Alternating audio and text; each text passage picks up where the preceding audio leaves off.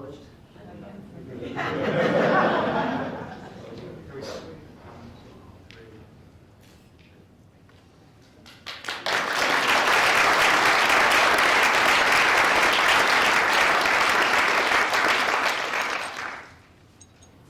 It's as heavy as they said it would be. They also said I could take it off during the lecture. Is that okay? Wear it forever, Mom. Okay. Okay. So I really can't believe you all came today. I even thought about not coming because of the weather. So I really appreciate you all coming, and I want to thank you very much. And thanks to Jim for that gorgeous introduction, and to Sarah Mangelsdorf and the Dean's office, especially Estelle Ure for organizing this event. I can't see you, but thank you very, very much. It had a lot of ups and downs. I want also to thank Provost Dan Linzer, who I don't think is here, but he did chair me 2.5 years ago when he was dean, so I thought he should be thanked. Oh, you are here? Oh, good. And I also want to thank Henry Beenan, President Emeritus of Northwestern, for his support and friendship, though he and Lee could not be here today since they're in Antarctica or somewhere, which seemed like a long way to go to avoid a chair talk. I'd also like to thank my mother for coming here from Montreal for this event, and Michael, Noah, and Naomi for being here today and for helping with this event. Naomi helped design the invitations, and Noah put together the music mix you'll be treated to later. I also want to thank them for supporting me in my recent work on Greek tragedy by going with me last year excuse me, to see several tragedies. I took them to a lot of tragedies last year.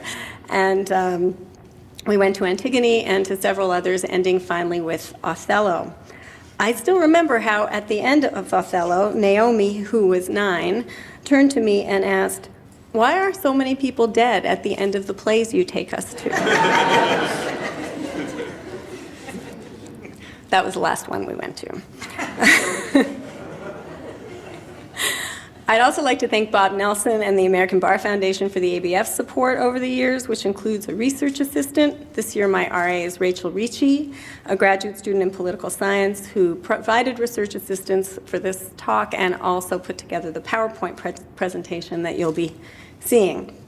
And I especially want to thank Laura Beth Nielsen, my ABF Northwestern and Legal Studies colleague, who inspired me to stop for a minute and celebrate. Of course, she had her party in June, which sort of took care of the snowstorm issue. So next time I'll copy her a little more concretely. And thanks again to all of you for coming today. Looking around the room, I see colleagues from lots of departments and lots of institutions.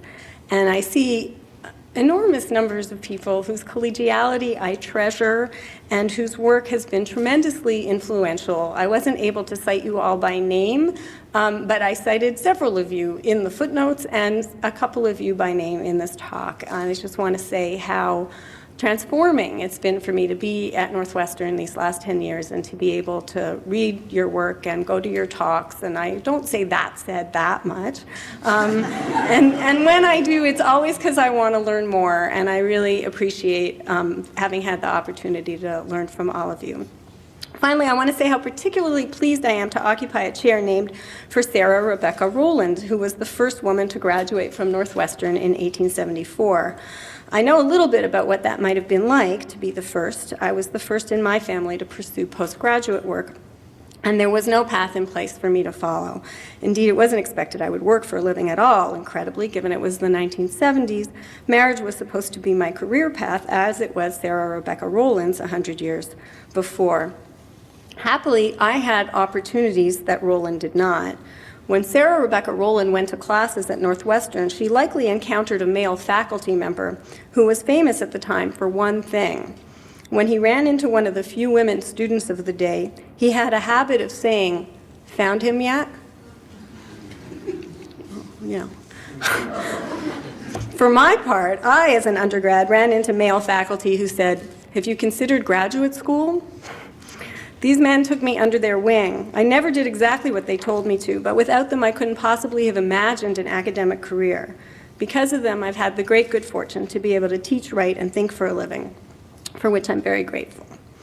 Now, what I teach, write, and think about is democratic theory, a mode of inquiry that looks at how we think about justice, equality, power, and difference, asks how we can do better, diagnoses why we often don't, and tries to open us up to new possibilities of thinking and acting. For the last 2.5 years, I've been working on a book on 5th century tragedy, specifically on Sophocles' Antigone. It was written in the 440s BC, but it remains profoundly influential today.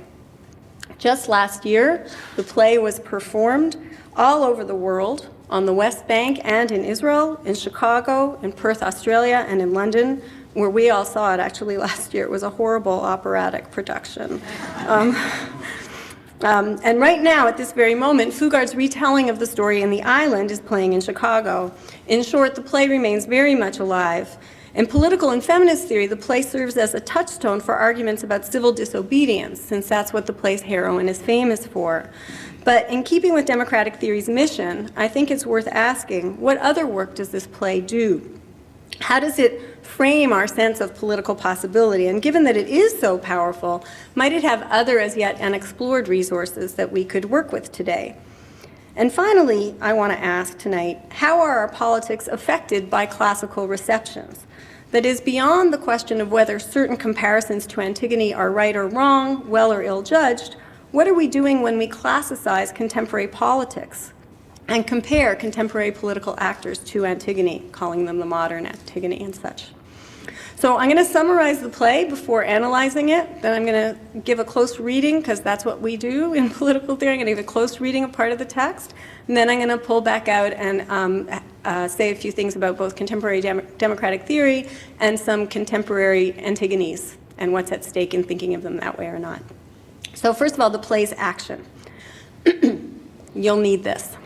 I need this. The play's action turns on Antigone's demand to bury her brother Polynices against the edict of her uncle Creon, the ruler of Thebes. Creon wants the body of Polynices to be left unburied because Polynices led an attack on the city with a foreign army. Polynices did this because he was angry. He was supposed to share in ruling with his brother Eteocles after their father Oedipus died, but Eteocles refused to give up the throne when the time came to share with his brother, and so Polynices left Thebes, married a daughter of the Argives, raised a foreign army, and returned to Thebes to claim the throne. Eteocles defended the city against Polynices, and both brothers died fighting at each other's hands. All this has happened before the play even begins.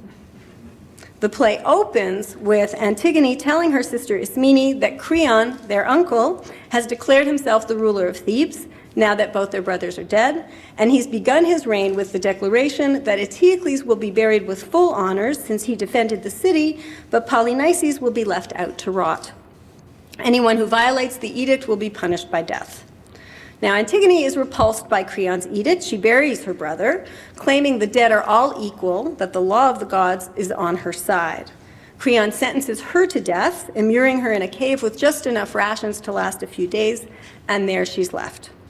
Eventually, Creon reconsiders. Persuaded by the prophet Tiresias that the gods disapprove of his actions, Creon rushes to undo them. He buries the body of Polynices and then hurries to release Antigone from the cave, but by the time he arrives, she has killed herself, and Creon's son Haman, who tried earlier to reason with his father and who is also engaged to marry Antigone, Creon's son Haman is in the cave, keening loudly over his betrothed's body. Creon hurries into the cave and calls Haman away from the corpse, but Haman responds by trying to kill his father. He fails, then kills himself, falling on his sword and dying on Antigone, his body spurting blood onto her body in an iconically tragic marriage to death. Creon goes home to his wife Eurydice. You'd like to be doing that, right? Going home to your wife, carrying your dead son's body, mourning his son's lost life, only to hear that news of events has already reached his wife. The messengers in this play are very fast and eager to spread bad news. And she has committed suicide as well upon hearing about what has happened, leaving him, Creon, with an empty household. Entirely shattered by this news, Creon is led off stage moaning about his fate. The end. Excuse me. My undergraduate students tend to side with Antigone. Like her, they are teenagers. And like her, they don't like to be told what to do. Yes, Noah, I wrote that line for you. They identify with her orneriness and with her daring, and they don't like the bossy Creon. So in teaching the play, I make the case for Creon. I emphasize the fragility of the ancient polis, the vulnerability of its citizens, especially women and children, to violence and enslavement in times of war. This helps students see Creon's side of things and restores the tragic quality of the play, which requires that there be right on both sides. If you take one side, you lose the tragic quality. But lately, humanists have returned to the play seeking something else. Not a model of politics of tragic conflict, but rather an ethics that makes human lament and finitude its central planks. Humanism, for much of the 19th and 20th centuries, was built on the universality of reason. Its exemplar was Oedipus, the prior tragic ruler of Thebes, famous for his ability to reason and solve puzzles, although most famous for his failure until it was too late to solve the most important puzzle of all, that of his own identity. Still, for humanists, somehow, Oedipus long stood for the greatness of the human quest to know and suffer. Now, however, humanists have been turning not to Oedipus, but to his daughter, Antigone, finding in her insistence on lamenting her brothers equally a valuable model for a new humanism, a post-Enlightenment humanism of lament and finitude. With humanism's faith in reason and progress now discredited both by post-structuralism and by the horrific events of the 20th century, new humanists like first Nicola Rowe and since then Stephen White, Judith Butler, and Victoria Wall, among many others, find compelling universals in the sound and cry of pain and the experience of suffering and grief instead of reasoning, right? This new humanism emphasizes that we as humans are all mortal, whatever our differences, and that we experience equality in lamentation. When Antigone says of her two brothers that regardless of their deeds in life, both deserve to be interred with dignity, she voices the egalitarian ethos of this new mortalist humanism. But there are some problems with this new humanism. That said, right? First, okay, it's true. He gets inside your head, and then it's really hard to get him out. Okay, first, instead of thinking about how to activate equality in life, this new humanism wants to build on equality in death. Thus, it seems to me to affirm the mindset that rushes to act in solidarity with Haitians after the earthquake that devastated them, but not beforehand when the devastation they face is political, not natural, and to some extent of our own making. Second, instead of worrying about the historical and Hegelian gendered division of labor in which men leave home to fight in war and women lament their deaths at home, mortalist humanism seems to affirm that division, albeit in revalued form, claiming we should privilege not the battlefield but the bier, taking women's work of lamentation as exemplary. Third, often in practical politics, the work of mourning is universalized by being maternalized. In other words, what I want to suggest this evening is that the work of mourning is not, as a matter of fact, universal, but that through a political cultural process, we universalize it. And one of the ways we do that is by connecting it up with the figure of the mourning mother. So take, for example, the Northern Irish Commission on Reconciliation, which last year sought to provide all survivors with equal recognition payments to mark the equal suffering on both sides of the conflict. Defending the proposal, which needed a lot of defending and finally went down, Lord Eames, the head of the commission, said, quote, "There is no difference in a mother's tears," unquote. Is this statement about universal suffering or about the universality of motherhood? In other words, what is doing the work here, the mother or the tears? Or better, why and with what effect is it that a mother's tears do work that a lover's tears do not, or a child's, or a neighbor's? Or do the tears make the mother? That is, isn't maternalism at work here as not only as the ground, but also as the political effect of this humanist effort to get beyond politics by way of lamentation? Okay, so I'm going to unpack all of that as I go through the text, but I've been thinking about this for a long time, all through this play, Antigone, just trying to funnel these questions about the new humanism through this play. However, it's funny, Antigone is not a mother, and indeed she refuses to be one, and also laments the fact that she will never be one. She's complicated. And she isn't per se ethical or post-political either, as we'll see. Now, all of this will come out in a speech given by Antigone right before she dies, and I'm going to spend the next section of my talk looking at that speech in detail before turning back to the implications of all this for contemporary politics. Okay. So the speech I'm going to look at is the last speech that she gives, and Creon refers to it as her dirge. So she's giving herself a dirge as she's being led to the death in the cave. In what Creon casts as her dirge for herself, Antigone, going to her death, bemoans her fate, to die without ever having married or had children, and she introduces a new reason for bearing her brother Polynices against Creon's edict. At the beginning of the play, she had said she had to bury Polynices because the dead are all equal. She cited the laws of the gods on this, but now, in her final scene, she cites a new law, focused not on equality, but on singularity. What she did for Polynices, Antigone says, she would have done for no other family member because, quote, a husband dead, there might have been another. A child by another too if I had lost the first, but mother and father both lost in the halls of death, no brother could ever spring to light again. For this law alone, I held you first in honor. She's speaking directly to him by the end, unquote. Now this speech drives critics from Goethe to Kitto to Jebb crazy. This speech not only conflicts with Antigone's earlier commitment to treat the dead equally, it's also pretty cold, ranks some family members' lives over others, and so Jebb says soulfully and rather transparently that he, quote, longs for the day when a philologist will arrive to prove the speech is inauthentic. I think it's the secret decoder ring to the whole play. You guys remember secret decoder rings? I look at the speech in three contexts, one historical, one textual, and one intertextual, and argue that all are part of Antigone's political engagement with Creon. Okay, so the first one is the historical allusion. In Pericles' funeral oration, this 5th century Athenian leader memorialized Athenian war dead by collectivizing lament, focusing on the dead's contribution to the polis and not, as in Homer, on the unique individuality of the dead and the grievous loss to surviving family or friends.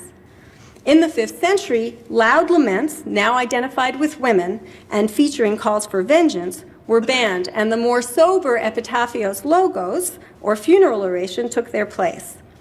In the funeral oration recorded by Thucydides, Pericles offered surviving parents the following consolation. So this is what he had to say to people who lost sons in war. Quote, some of you are at an age at which they may hope to have other children, and they ought to bear their sorrow better, unquote. That is, those who've lost a child and are not too old to have other children should have more, and this will help them forget their loss. That's in the funeral oration. So when Antigone says that a husband or child can be replaced, Goethe is horrified, but is she cold? Or does she lampoon Pericles' civic ideology? Parody certainly seems to be in play when Antigone points out that Polynices is irreplaceable because his parents are dead. Being dead means they're way too old to have more children. They're beyond the slim consolations that Pericles has to offer. Have more, he says. Antigone's second allusion is to Creon. This is a textual reference. Earlier in the play, Creon had dismissed Ismene's concern that Haemon, his son, and Antigone's betrothed, will suffer if Antigone is put to death. Nonsense, Creon replied. If Haemon can't marry Antigone, there are, quote, other furrows for his plow.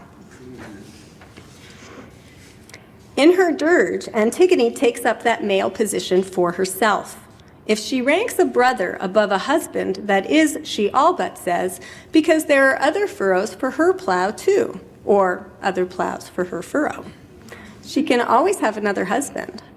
Here, the scandal of her speech is that she claims for herself a prerogative that Creon would reserve for his son, and perhaps for all sons. But when Haemon marries her in death, he reappropriates her. He does Creon's work, reappropriating her for the conjugal family she rejected in life. And the chorus seals the deal for him when they intone, quote, he has won his bride at last, poor boy, unquote. Now, Antigone resists this appropriation avant la lettre when, using her final speech to frame her act, she calls attention to tensions between natal and conjugal family structures by positioning herself between her mother's and her brother's doomed marriages. Her mother's doomed because incestuously confined to the natal, she married her own son, Oedipus, and her brother's doomed because exogamously tethered to a foreigner, by way of which he raised that army to attack the city. Antigone says, quote, "O mother, your marriage bed, the coiling horrors, the coupling there, you with your own son, my father. O dear brother, doomed in your marriage murders mine," unquote. It's right after this that Creon interrupts his niece. Why? Was it something she said? He demands that the soldiers take her away, but they don't, and so Antigone resumes her dirge. And that's when she underlines her brother's irreplaceability.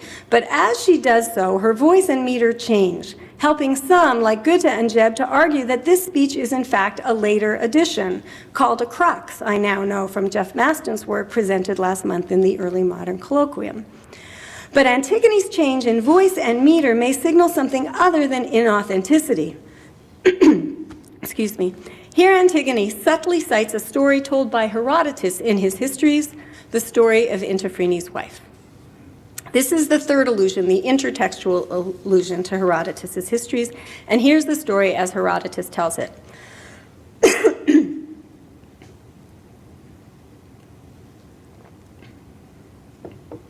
The Persian king Darius suspected Interphrenes of plotting treason and had him and all his male family arrested and sentenced to death. Interphrenes' wife, quote, came to the palace and began to weep and lament outside the door and continued so long to do so that Darius, moved to pity by her incessant tears, sent someone out to speak to her. "Lady," the message ran, "the king is willing to spare the life of one member of your family. Choose which of the prisoners you wish to save." The woman thinks over the offer and then informs the messenger that if she could only have one family member, she would choose her brother. The answer, Herodotus reports, amazed Darius, and he sent again and asked why it was that she rejected her husband and children and preferred to save her brother, who was neither so near to her as her children, nor so dear to her as her husband. The woman now responds with the argument that earned her the admiration of the king and the puzzlement of readers through the ages. Quote, "My lord," she replied, "God willing, I may get another husband and other children when these are gone, but as my father and mother are both dead, I can never possibly have another brother. That was the reason for what I said," unquote. In classic parable fashion, the supplicant's words find favor with the king, and to mark his pleasure, Darius granted her not only the life she asked, but also that of her eldest son. The rest of the family were all put to death. The end. Now, some classicists have noted the obvious parallels between this story and Antigone's dirge, but none note the most important thing. The story of Interphrenes' wife is about a woman who laments too much and a sovereign's determination to put a stop to it. With her family condemned to death, Interphrenes' wife sets up camp outside the palace and begins to weep and lament outside the door. Her tears are incessant. The sovereign, Darius, seeks, just like Creon does in the Antigone, to end this woman's laments, but Darius is moved by pity, while Creon finds Antigone impitiable. And Darius doesn't respond with prohibitions, threats, and edicts, but with inducements. "Pick one," he says, "and I'll release him." His offer propels Interphrenes' wife out of her lamentation, which casts loss as infinite, and into a finite reasoning. And then when he asks her to reason her response, so first she just stops keening and she says, "My brother," but it doesn't stop there. Then he wants to come back and say, "Well, what reasons do you have?" So when he asks her to reason her response, this incites her further into rationality itself. The move from lamentation into logos is rendered more secure. Now, Antigone tries to make that leap as well. She too gives reasons. Her brother is unique, her parents are dead, but unlike Interphrenes' wife, she gives those reasons when it's already too late. Her brother's already dead, and her reasons cannot therefore do the work of reasons, persuade, clarify, and break the hold of lamentation. But they can do something else. By citing the reasons given by Interphrenes' wife, Antigone recalls that woman's story, calls to the audience's mind Darius, who managed the problem of lamentation with inducements, not violence, and so she makes clear in a very subtle way that Creon is no Darius. Now, classicists DeWald and Kitzinger see the asymmetries between these stories as well, that one still has a live brother to rescue and the other is lamenting a dead one, but they conclude from them that Antigone is now clearly in over her head. Comparing an actual brother to a husband and children she can only imagine having, Antigone here moves beyond her experience, they say, and is forced into faulty reasoning and disanalogy. This, they charge, shows how frantic she has become. Pushed to extremes until finally Logos betrays her, Antigone stops making sense. On my account, though, as we've just seen, Antigone's law of the irreplaceable brother makes a great deal of sense. It lampoons Pericles. That happens every time I say Pericles. I don't know if it's the P or the Pericles. Okay. The law of the irreplaceable brother makes a great deal of sense, lampooning Pericles, mimicking Creon, and citing Herodotus, as we've just seen. Read in terms of its three allusions, we can see that the speech is not an inauthentic late add-on, contra Goethe et al., nor is it, as Hegel says, an expression of a dangerously destabilizing but admirably intimate sisterly devotion, nor is it, as the anti- or post-humanist Lacan says, an expression of pure monstrous desire outside of politics, nor is it an absolute total no to Creon's calculating power, as Zizek's also anti-humanist argument insists. Well, of course, it may be all those things also, but what's notable, I think, here is that what all of those diverse critics that I just listed share, notwithstanding all of their differences, is a refusal to grant or invest Antigone with political agency. They see her as a threat to politics, a welcome threat in the case of Zizek and Lacan, but a threat nonetheless. Meanwhile, the new moralist humanists with whom I began also treasure Antigone because she is anti- or post-political. They see her as a woman who transcends politics to lament her brother.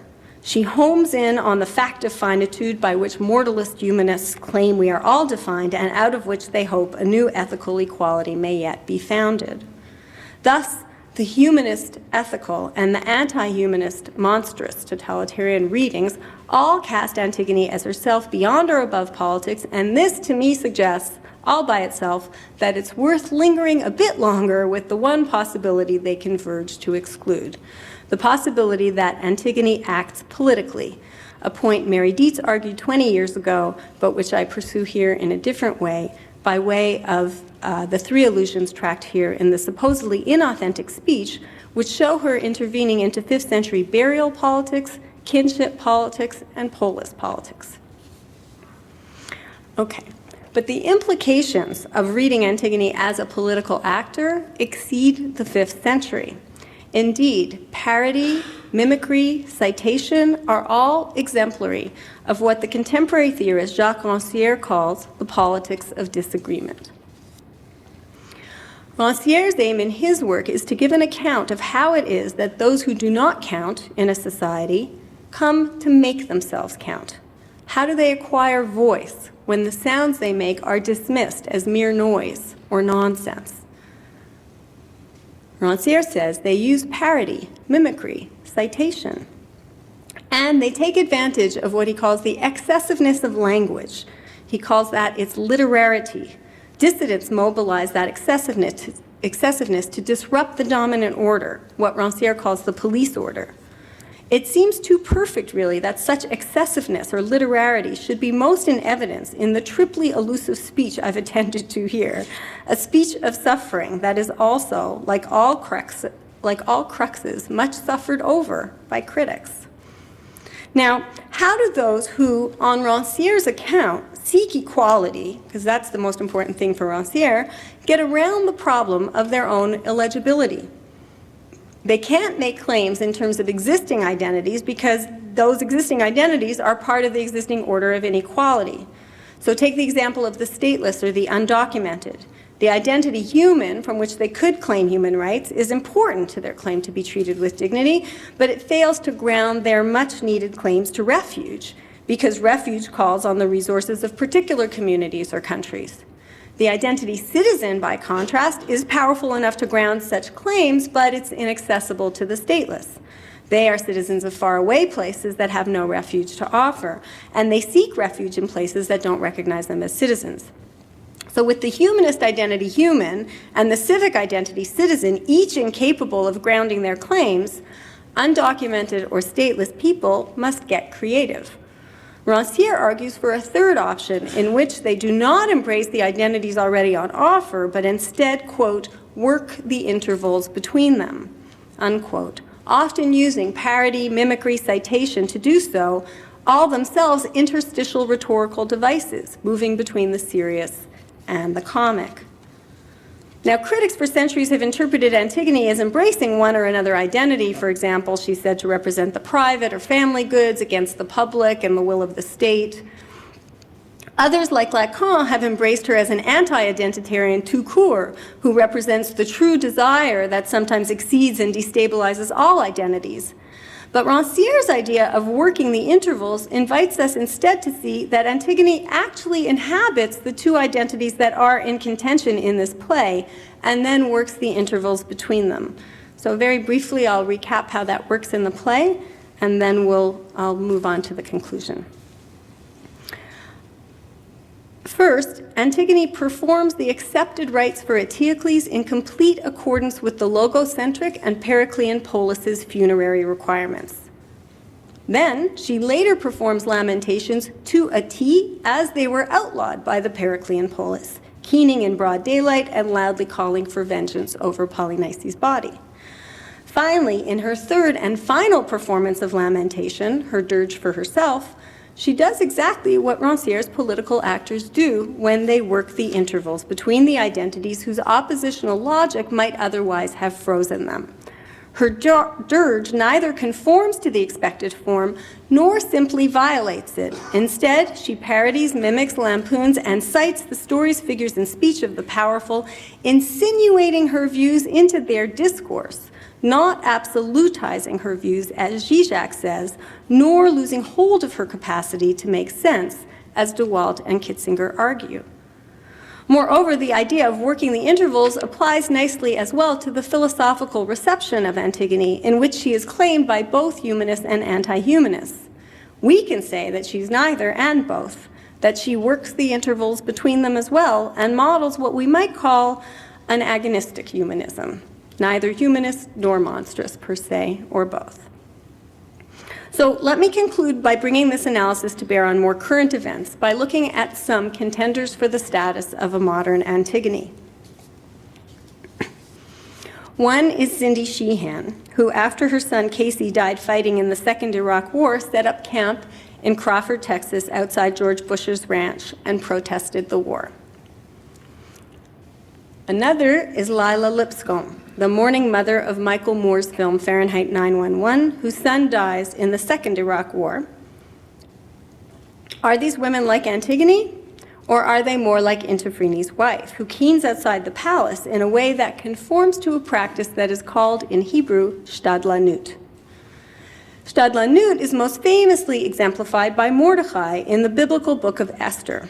Mordecai, depicted here, hanging around the gates, which is exactly what he's famous for. He hangs around the gates at Ahasuerus's palace, hoping for an opportunity to influence the king. While there, amazingly, he may have run into Interphrenes' wife, since the Jewish Bible's Ahasuerus was a Persian ruler who some scholars say was Darius, though most think he was Xerxes. My worlds collided when I realized that. I usually have anyway, it was quite a moment for me. In any case, Shtadlanut is the practice of appealing to rulers for intercession on behalf of a community invisible to sovereignty but vulnerable to its impact. Shtadlanut involves setting up camp within the ruler's hearing, awaiting his invitation to speak, using subtle cleverness to achieve one's aims, and so on. So very fitting to Interphrenes' wife. Now, unlike Antigone and more like Interphrenes' wife, Michael Moore's mourning mother in Fahrenheit 9/11, Lila Lipscomb, grieves for her loss and seeks a place to put her anger. But she doesn't get political. When we first meet her in Moore's film, she's a conservative Democrat with a daughter who served in the military during the first Iraq War and a son currently serving in the second Iraq War. A few scenes later, she learns that her son is dead. And now I'm going to show you a couple of clips from the film. It's about 3 minutes long, and then I'll give you a reading of what we see. Okay? Rachel? And I remember getting on the phone and him asking me, was I Lila Lipscomb? And I said yes, and he said, mother of Sergeant Michael Pedersen. And I remember dropping the telephone. And all I can honestly say that I remember is, ma'am, the United States Army, the Secretary of Defense, regretfully informs you. That's all I know. The grief grabbed me so hard that I literally fell on the floor. And I was alone. I didn't have anybody to pick me up. So I literally crawled over to my desk and was hanging on. And I remember screaming, why does it have to be Michael? Why did you have to take my son? Why is it my son that you had to take? He didn't do anything. He wasn't a bad guy. He was a good guy. Why did you have to take my son? I can't imagine what it would be like to lose a son or a daughter or a husband or a wife, for that matter, and it pains me. Lila had called to tell me that she was coming down from Flint to Washington, D.C. to attend a jobs conference. On her break, she said she was going to go and pay a visit to the White House.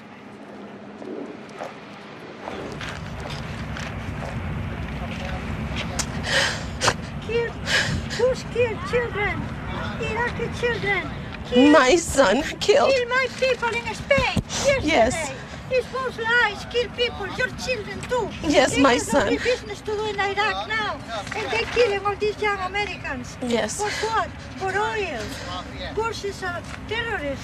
No, he isn't. This is all Yes, he stage. is. He's a Bush of This is all Iraq. stage. He's the My Bush son. of Iraq. Where was he You killed? tell me my son Where was he is killed? not a Bush is the stage. Bush of Where was he Iraq. killed? He Kill was my killed in people in Karbala. Spain by lying. And driving April the leader 2nd Aznar is not to a stage. war. My son is They dead. didn't have to go to war. Well, a lot of they other didn't people, have to too. attacking our people because of Bush. The father look at it. Blame Al-Qaeda. I need my son.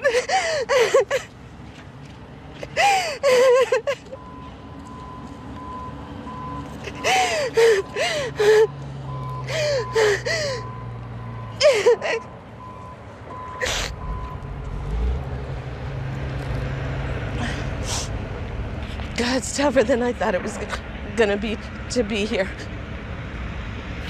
But it's freeing also, because I finally have a place to put all my pain and all my anger and to release it.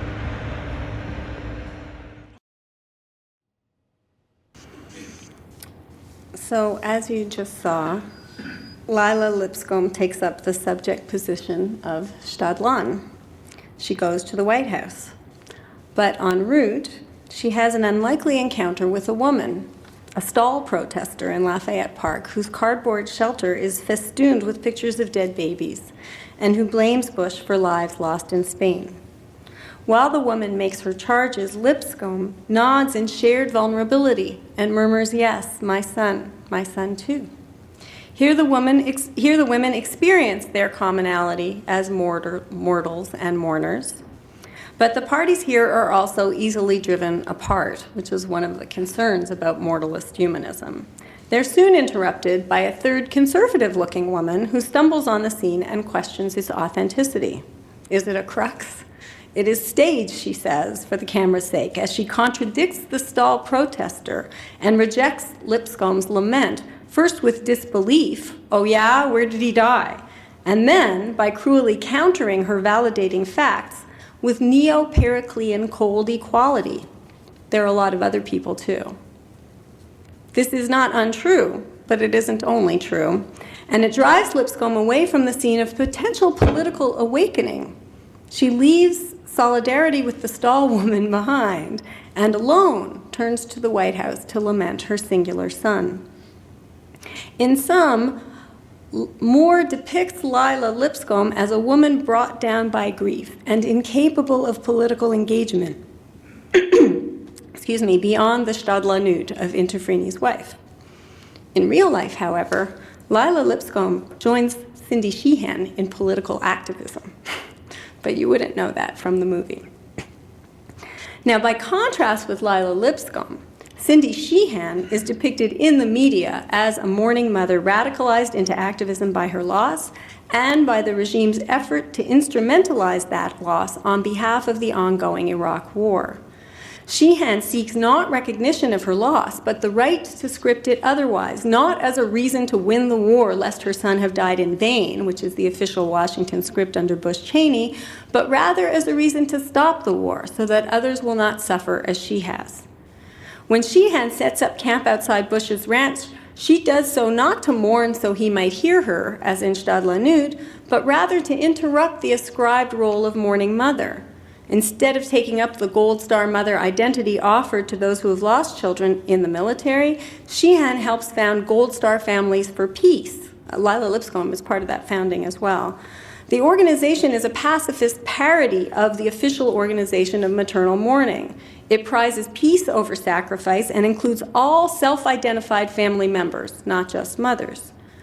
Sheehan also writes an open letter to Bush in which she demands democratic accountability for the war and enacts equality with the president when she refers to him as George. She writes, "You don't mind if I call you George, do you? When you sent me a letter offering your condolences on the death of my son, Casey Austin Sheehan, in the illegal and unjust war on Iraq, you called me Cindy, so I naturally assume we're on a first-name basis." Sheehan goes to the White House too, not alone, but as part of an organized protest of almost 400 people. Sheehan's loss of her son presses her into encounter not just with mortal finitude, but with political loss, which dawns on her when the police fingerprint her after yet another arrest. As she says, quote, "That's when the enormity of my loss hit me. I have lost my son. I've lost my First Amendment rights. I've lost the country that I love. Where did America go? I started crying in pain," unquote. Sheehan's grief blends, or rather, well, it blends too, but it bleeds from the personal into the political, and she responds by personalizing the political, showing its personal costs. In a book just out, Donald Pease identifies Cindy Sheehan with Antigone. I am ambivalent about this classicization of Sheehan and about Pease's uncritical admiration for her. On the one hand, she does seem to be doing something like what Rancière calls working the intervals when she moves from personal loss into political loss and engagement. But recall that for Rancière, literarity, the fact that words signify excessively beyond their apparent reference or conventional use, is what enables the subject's engagement in its battle for the production of a new subject position, not to occupy existing identities, but to find or create a new one. Sheehan does try to do maternal mourning differently, as I said, but she also, however, adopts the media's label, peace mom, and that doesn't seem like such a new subject position. It seems more like she's gotten folded into an old one. When she mobilizes maternity for peace, which she does when she joins with Iraqi women to petition the UN against the war, she recalls Lord Eames's "There's no difference in a mother's tears." Like Eames, she redeploys the iconic figure of the mourning mother to ground a universalism built undecidedly on mourning and/or motherhood. That proclaimed universalism is further aided by efforts like Donald Pease's and maybe mine to consider classicizing Sheehan as a modern-day Antigone. Such efforts, after all, further advance, they don't just evidence, the moralist humanist claim to universalism. When we classicize contemporary mothers in mourning, we give the impression that the pain to which they appeal now to ground a politics is the same pain as that experienced by spectators at the tragic theater in the 5th century. And so we claim not only universalism, but a universalism that is both wide and deep. It reaches all the way back to the 5th century. Nothing has changed when it comes to mourning, pain, and grief, is the implication. Now, sometimes political engagement does begin this way, building on something we call a universal. But even such universals are always the product of political work, made, not found, enabled by a world of discourse, art, ideology, and sculpture, which shape our experience in certain ways. The difficult work of politics actually most often requires building and maintaining commonalities precisely where there are almost none to be found. In this respect, I think natality, not mortality nor maternity, may be the preferred universal on which to build a politics, as the political theorist Hannah Arendt points out when she argues that what we have in common, if we have anything in common, is that we are all natals, and we have the capacity to make the world anew and create new commonalities. Or better, I want to resist the temptation to go there, and to pick natality over mortality, and to think instead that we might do better to join with Rancière and work the intervals between them. Now, Antigone, especially for this reason, is not in any obvious way a heroine of natality. Her world is neither newly made nor of her own making, and ironically in this context, her name literally means against birth. But it may be worth noting, by way of conclusion this evening, that Nietzsche did somewhat inadvertently re-signify this heroine in just this way, when he characterized tragedy, in The Birth of Tragedy, as, quote, at once Antigone and Cassandra, born of the mysterious marriage between Apollo and Dionysus, unquote. Thus, Nietzsche privileges Antigone's natality rather than her mortality, and so he incites us to see in Antigone something other than the mortalist humanism or post-humanism that are often argued for today in her name. With his help, and Rancière's and Arendt's, we might catch a glimpse of an alternative, and we might call it, as I have here, agonistic humanism. Thank you.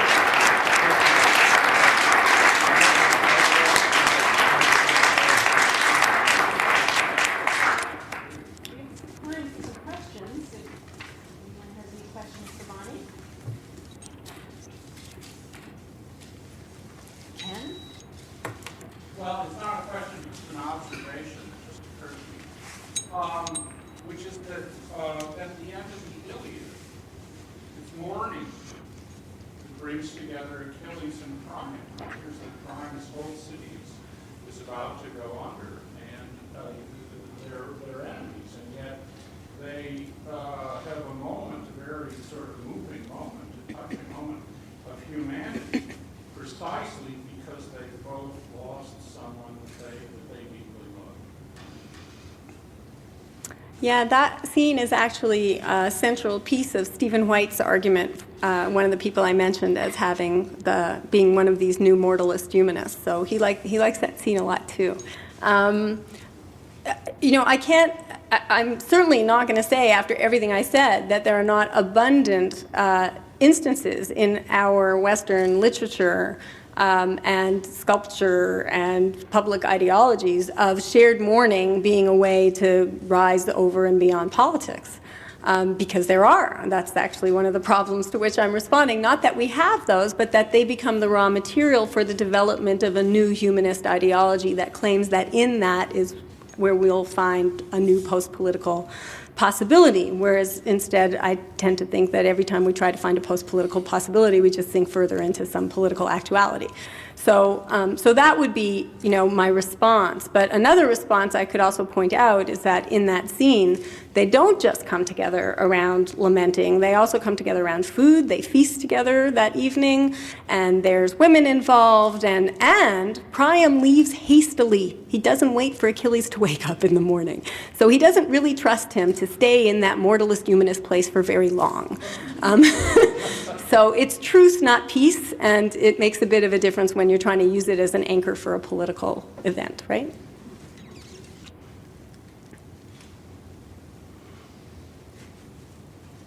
Thanks, that's great.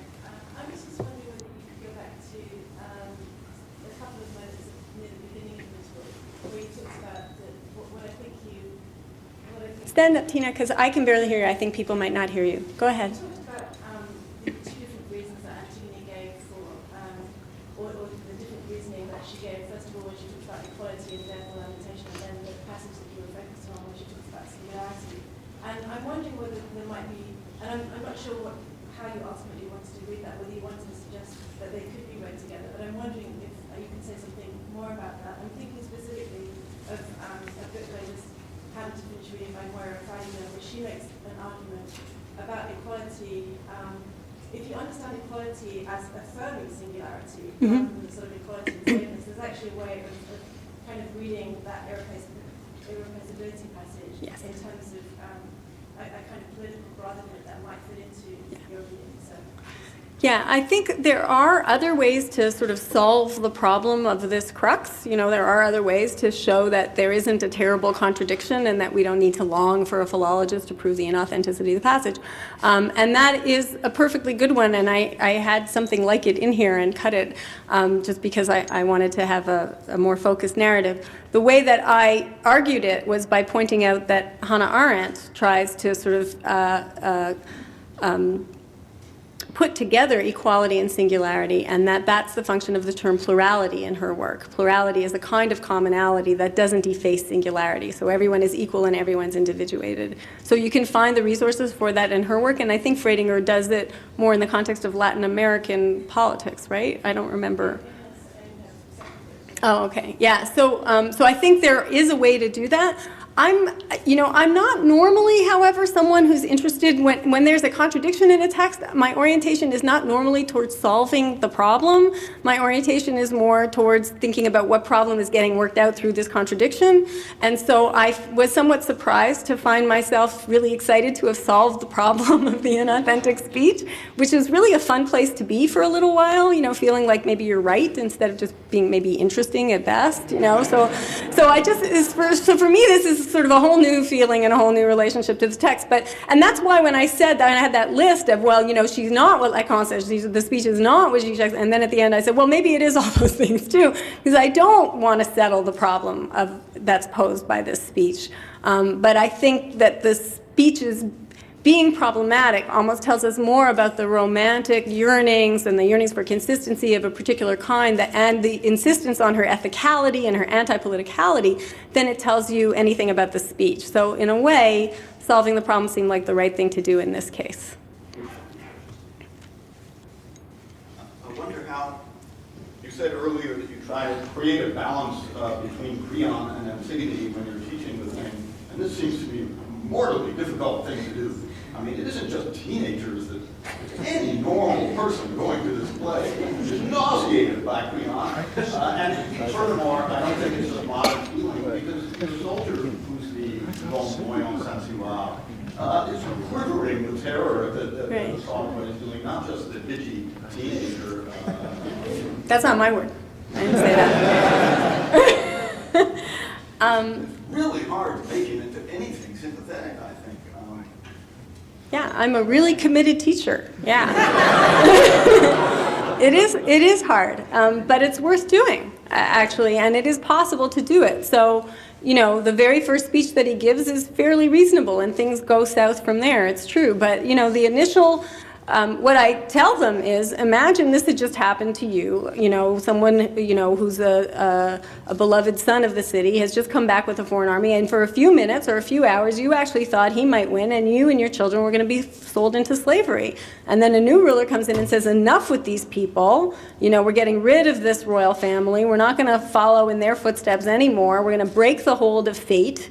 And we're going to go in a more rule of law-ish direction, beginning with my edict. So, it's a little complicated. But, so that's how we can get there. But I will say, I agree with you that it's difficult, but I disagree with you that the right way to read it is without trying, because if you don't, what you have is a almost happy romance with an unhappy ending instead of a true tragedy in which there is equal right on both sides, or at least close to equal right on both sides. I just can't see why Sophocles didn't make it a little bit easier for us in the play itself. I mean, particularly the reaction of the soldier that gets me, that seems to be speaking for us. He's a soldier. Well, he's a soldier facing the commander-in-chief. The chorus is speaking a little more for us, I would say. So, you know. And anyway, he's funny. He's really, I mean, part of the thing with him is he's really nervous, and he does represent common opinion in some ways. It's true. So he's a mix. But, you know, he's also really nervous because, as we all would be, he's been implicated in something that is considered heinous. And here he is, he's stuck, and he's got he's in that other position, not the Stadlanu position, but the bringing bad news to the king, and we all know what happens to those guys, right? So, yeah, I mean, I don't disagree with you at all. I don't think he comes off really well. On the other hand, from my experience, it's not impossible to get students to sort of enter into more of the tragic space in receiving the text. And I'm not quite comfortable. Well, anyway, I don't know if Sophocles failed or succeeded. I don't know how to assess that. But, if I ever write something that lasts 2,500 years, I'll be happy. So I don't know how we can call him a failure. Anybody